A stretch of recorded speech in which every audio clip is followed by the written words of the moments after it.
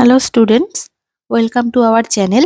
আজকে জীবন বিজ্ঞানের class 10-এর second চ্যাপ্টারের কিছু সাজেশন কোশ্চেন আমি তোমাদের সাথে শেয়ার করব। প্রথমেই আসি সেন্ট্রোমিয়ার কাইনেটোকোরের কথায়। এগুলো প্রত্যেকবার কিছু না কিছু ভাবে তোমরা শর্ট কোশ্চেনে ক্রোমোজোম বা ডিএনএ এইরকম জায়গাগুলো থেকে কিন্তু দেখতে পাবে, ঠিক আছে? Centromere, kinetochore, synapsis, crossing over, যেগুলো আমি লিখেছি আরো পরে। তো এই কটা কোশ্চেন কিন্তু আমার মনে হয়েছে ভীষণ ভীষণ ইম্পর্টেন্ট প্রিভিয়াস ইয়ারগুলো আলোচনা করে, বা প্রিভিয়াস ইয়ারের কোশ্চেনগুলো দেখে আমি বুঝতে পেরেছি যে যেগুলো যেগুলো এবারে আসার সম্ভাবনা খুবই কিন্তু রয়েছে বেশি। তারপরে দেখো ডিএনএ এর ভৌত গঠন, এখানে কিন্তু তোমাদের অবশ্যই ছবি আঁকতে হবে।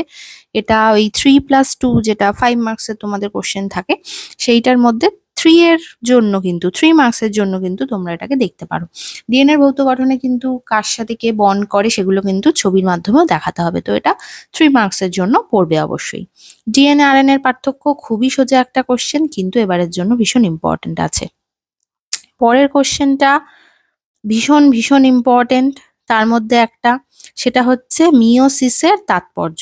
ঠিক আছে, মাইটোসিসের স্থান আর মিওসিসের স্থান লেখার জন্য আমি দুটো একসাথে লিখেছি, যে কোথায় কোথায় হয় এটাও কিন্তু প্রিভিয়াস ইয়ার তোমরা খুললে দেখতে পাবে অবশ্যই, যে মাইটোসিস কোথায় হয়, মিওসিস কোথায় হয়, জায়গাগুলি লেখো, বা অ্যামাইটোসিসের একটি বৈশিষ্ট্য লেখো, দুটি বৈশিষ্ট্য লেখো। অ্যামাইটোসিস এখানে আমি লিখিনি, আমি শুধুমাত্র মিওসিস আর মাইটোসিসকেই হাইলাইট করেছি। যাই হোক, অবশ্যই অ্যামাইটোসিসটা কিন্তু আশা করি তোমরা দেখেছো এতদিনে, তো দেখেই নেবে। আর সব থেকে ইম্পর্টেন্ট আমি এই লাইনের মধ্যে কোনটাকে বললাম, মিওসিসের তাৎপর্য বা মিওসিসের গুরুত্বটা কিন্তু ভীষণ ভীষণ ইম্পর্টেন্ট। ঠিক আছে, আচ্ছা, মেটাফেজ অ্যানাফেজের বৈশিষ্ট্যটাও খুব ইম্পর্টেন্ট এবারের জন্য। আর একটা জিনিস যে কোশ্চেনটা তোমরা আগের প্রিভিয়াস ইয়ারে দেখতে পাবে, সেটা হচ্ছে প্রোফেজ আর টেলোফেজ, যে পরস্পর বিপরীত ঘটনা, সেইটা আলোচনা করো। ঠিক আছে, আগের বার সম্ভবত প্রোফেজ এসছে আমার যতদূর মনে পড়ছে, কোশ্চেনটা দেখেওছি। যাই হোক, এই মুহূর্তে আমি বলার সময় হয়তো ভুলও বলতে পারি। প্রোফেজ বা টেলোফেজের মধ্যে একটা এসছে, সম্ভবত প্রোফেজ এসছে। তো সেই জন্য আমি এই কোশ্চেনটাকেও একবার ঘুরিয়ে বলে রাখলাম, যে প্রোফেজ আর তোমার হচ্ছে গিয়ে টেলোফেজ, এই দুটো যে পরস্পর বিপরীত ঘটনা, মানে কোনটায় নিউক্লিয় পর্দা আবার ফেরত আসে, কোনটায় নিউক্লিয় পর্দা অবলুপ্ত হয়ে যায়, কোনটায় তুমি ক্রোমোজোম কন্ডেনসেশন মানে ঘনীভবন দেখতে পাবে, কোনটায় ক্রোমোজোমগুলো সুতোর মতো দেখতে পাবে।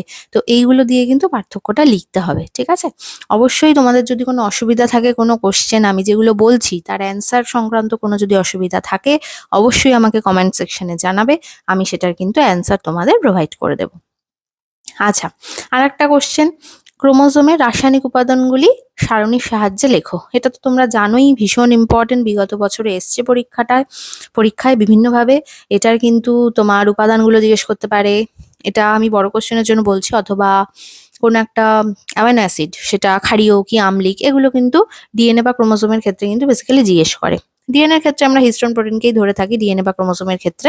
এবারে হিস্টোন প্রোটিনের মধ্যে অনেকগুলো টাইপ আছে, বা তোমার বিভিন্ন প্রোটিনের বা অ্যামাইনো অ্যাসিডের যে কম্পোনেন্টগুলো, যেগুলোর নামগুলো রয়েছে তোমাদের, আর্জিনিন, হিস্টিডিন, এগুলো কিন্তু অবশ্যই পড়বে, এই অ্যামাইনো অ্যাসিডগুলোর নাম, কোনটি ক্ষারীয় কোনটি আম্লিক সেই হিসাবে। ঠিক আছে, আচ্ছা, আর একটা, এটা তো এবার আমি কতগুলো স্টার যে দেবো এখানে বুঝতে পারছি না। এই কোশ্চেনটা উদ্ভিদ কোষ আর প্রাণী কোষের মাইটোসিসের পার্থক্য, ভীষণ ভীষণ ভীষণ ইম্পর্টেন্ট, অবশ্যই অবশ্যই দেখে যাবে। এবারে আসার চান্স কিন্তু 80% থেকে 90% কোশ্চেনটার।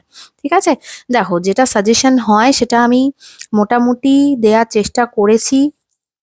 চ্যাপ্টার ওয়াইজ কিন্তু প্রচুর কোশ্চেন আছে, তার মধ্যে যেটা পরীক্ষার আগের দিন অবশ্যই দেখবে, ইউ কান্ট মিস, সেইটা কিন্তু এই কোশ্চেনগুলো। ঠিক আছে, আচ্ছা, এরপরে আমরা পরের সেগমেন্টটা দেখি। এখানে এই কোশ্চেনটার সাথে তোমরা অনেকেই পরিচিত, বা বলতে পারি আমি সবাই পরিচিত এতদিনে। ক্রসিং ওভারে কি কি ঘটনা ঘটে, এটা কিন্তু ভীষণ ইম্পর্টেন্ট, যেহেতু ক্রসিং ওভার একটি গুরুত্বপূর্ণ ঘটনা। এর মধ্যে তোমরা কায়াজমাটা তো পড়বেই, যেটা আমি পরের কোশ্চেনে লিখেছি, আর একটা হচ্ছে সিস্টার নন সিস্টার ক্রোমাটিড, এগুলো সম্পর্কে একটু অবশ্যই ধারণা রাখবে।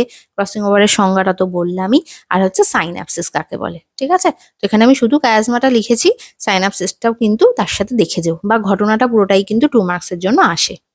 আচ্ছা, তো এটা একটা স্টার মার্কিং কোশ্চেন গেল। আর একটা স্টার মার্কিং কোশ্চেন হচ্ছে ভীষণ ইম্পর্টেন্ট, এটা একদমই সোজা, মাইটোসিস মিয়োসিসের পার্থক্য। এটা সুন্দরভাবে গুছিয়ে লিখবে, এটা তোমাকে টপিকও দিয়ে দিতে পারে, সেটার উপর বেস করেও তোমাকে কিন্তু লিখতে হতে পারে। নর্মাল পার্থক্য লেখো বলে 3টে পার্থক্য এরকম নাও কিন্তু বলে, অনেক সময় হয় যে টপিক দেয়া থাকে। আর একটা কোষ চক্রের গুরুত্ব, কোষ চক্রের আগের বার G1S এগুলো এসেছিল, এগুলো থেকে কোশ্চেন। তো এবার কোষ চক্রের গুরুত্বটা খুব ইম্পর্টেন্ট বলে আমার মনে হয়েছে। দেখো, বেসিক্যালি মনে হওয়াটা আমার নয়, প্রিভিয়াস ইয়ারের কোশ্চেন পর্যালোচনা করে বা আমি যেহেতু খাতা দেখি মাধ্যমিকের, তো সেই সমস্ত কারণে একটা আইডিয়া এত বছরে আমার আছে, সেই কারণেই কিন্তু এই কোশ্চেনগুলোকে আমি বলছি যে একদম মিস করবে না, ঠিক আছে? তো অবশ্যই অবশ্যই তোমাদের পরীক্ষা ভালো হবে। তো আজকে এই ভিডিওটা আমি মোটামুটি এখানেই শেষ করলাম। পরবর্তী সেগমেন্ট এই চ্যাপ্টারের অবশ্যই পরে আসছে। ভিডিওটি ভালো লাগলে তোমাদের বন্ধুদের সাথে শেয়ার করতে কিন্তু একদমই ভুলো না। খুব ভালো মাধ্যমিক পরীক্ষা দিও। টাটা।